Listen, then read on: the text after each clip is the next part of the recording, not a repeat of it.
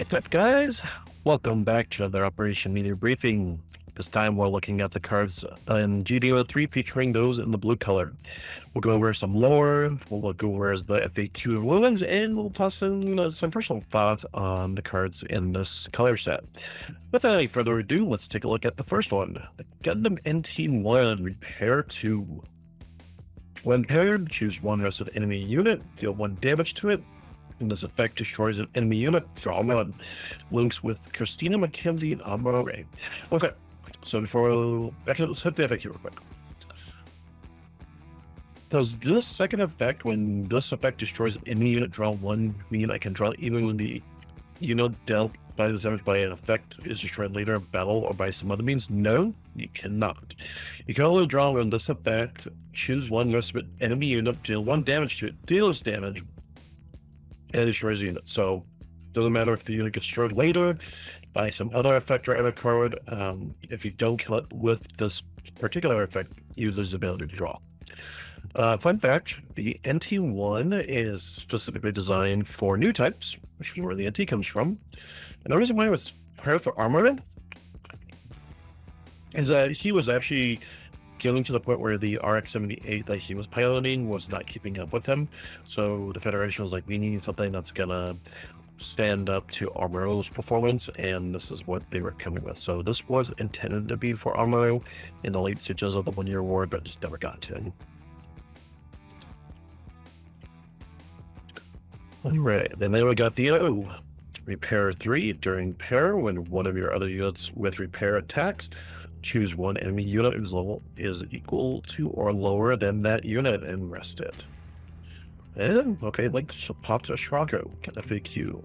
If one of the units that plays another unit with repair that's level 4 attacks, does this unit effect choose a unit that is level 4 or lower? Yes, that is correct. So basically, if you're a repair and you have repair and you rest on level 4, that's one thing. If you happen to have something that has a repair on level 7, you can rest something that's level 7. So it can be kind of an interesting effect. Masaro has blocker and repair 1. Link pairs with Jupiter's trait. How do we attack you? If you have 2 or more other time units in play, choose one enemy unit with 5 HP or less arrested. Link pairs with Yaz and Goblin. So rest effects with the trends is seeming to be a trend, which is going to be kind of nice. It means that those guys that have blockers are going to be in a world of hurt because you're going to be able to rest their blockers and either have your choice of which ones you want to attack or just bypass them and just hit their shields directly. Alright, the Kshatra Besseron. Repair 1, but then every turn the shield recovers. Let it be. On the play, draw 1. Okay. And it link pairs with Marino Crew, so this kind of goes back to playing the Cyber New type deck that kind of features Marina a little bit in there, allows you to play, gives her another link pair. I don't know how much you really need it, but the fact that you can draw 1 and it repairs can be kind of nice. Developing Middle Form. Deploy, choose 1 enemy unit. That's right.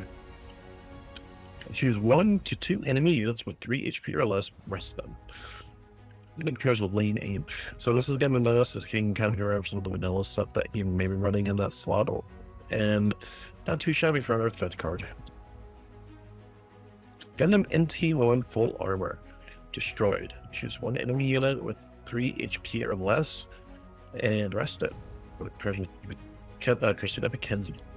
That's me. Oh, I'm going to take a shot at this. I don't think I've actually heard this one in the show. It's been a while. The Bolan Oak Salmon Samahan.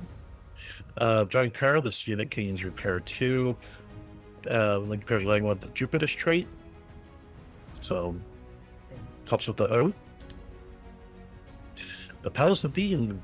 You may choose 2 times cards from your trash, exile them from game. If you do, choose 1 enemy unit that's level 4 or lower and rest it. Link pairs with Requiem Wanda. This is same way. You got to make sure when you exile cards that they go to a separate removal area. It's the same as your, tokens other play effects, you want to make sure that you keep this separate from the gameplay so you don't get it confused. All right, full armor unicorn destroy mode. Repair 3. So it gives us another link pair with Menager. It doesn't give us the fun unicorn destroy mode that we got in set 1, but it's still another way to play the unicorn. The GM Sniper 2.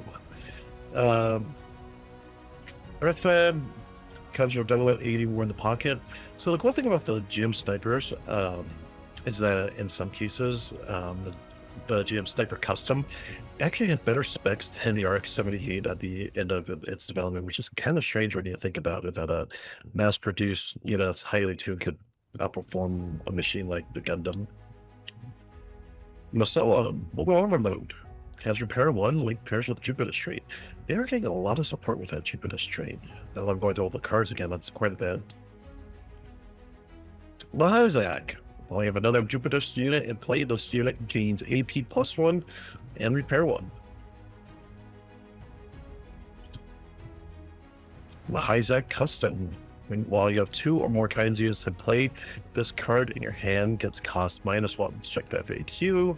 Is the levels reduced by this card? No, it is not. So it just becomes a 3-1 when you have other units, which is good if you're trying to go wide. The Battle Dock. Activate main once per turn. You exile 3 Titans cards from your trash. This unit gains Breach 4. They are linked to Jeremessa. And the FAQ just states that you just need to make sure that the exile cards do not get meshed with your other ones that are in play for like your trash and tokens. But yeah, this is kind of one of the big boss monsters for the original Titans faction that are Jupiters. Full armor unicorn Gundam unicorn mode. So my nice thing is that this does count for the GD01 version, where you can go ahead and sacrifice this card and play the destroying mode. So we give Menager another target to make the deck more consistent, which everyone seems to be really positive about. Optimus Shiraku. First, add this card to your hand. Choose one of your other units and it gains repair 2 during this turn. Then, if it's a Jupiter's unit, draw 1.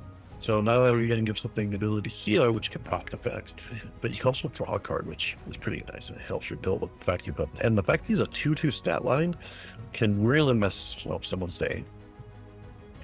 Christina McKenzie. First, add this card to your hand. When playing this card from your hand, pairing it with a unit with Gundam NT1 in its name, play this card as if it has 0 cost. So let's check the FAQ.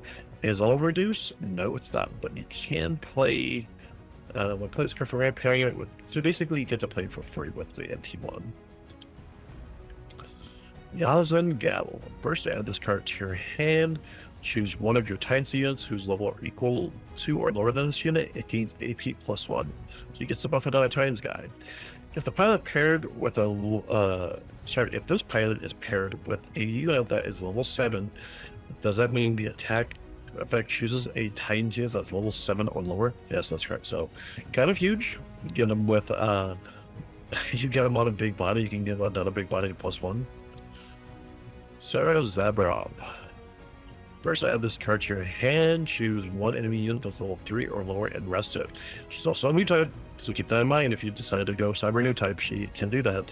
Because when linked, choose one enemy unit that's level 3 or lower and rest it. So it doesn't matter about HP, it matters about levels. So if someone decides to get cute with you and throw more HP on a unit to make it to where the armor effect doesn't go, this will actually step in and take care of it. A healthy curiosity. Draw 1. Then, if there are 2 or more cards with a healthy curiosity in their card name in your trash, choose one enemy unit, for each pure list. So this is what some folks call a cantrip, because it's basically you're paying the lowest cost to get an effect. But the fact that you get a secondary effect later on in the game can be kind of helpful. Even if this card just goes into your trash from the shield area, or if you bullet some out for some reason, it's fine. If I play this card and there's only one healthy curiosity card in my trash, at this time, can I choose the effect, choose one enemy with 4 less HP rested? No. So this is one of those stage checks where when you play the card, you check the currency of the game. This card does not go to your discard pile during that time, so this is why it doesn't click. So the fact that you can just tap down something with 4 or less health and draw a card later in the game can be huge. Privileged position. First, draw 1 action. Choose one of your Titan's unit link. Sorry, Titan of the link units battling an enemy unit and set it as active. So this is the whole thing where you attack and then you rest the unit, but then as soon as you play this action, you ready it, so that way after combat you can choose to attack it again, so you can get a double tap.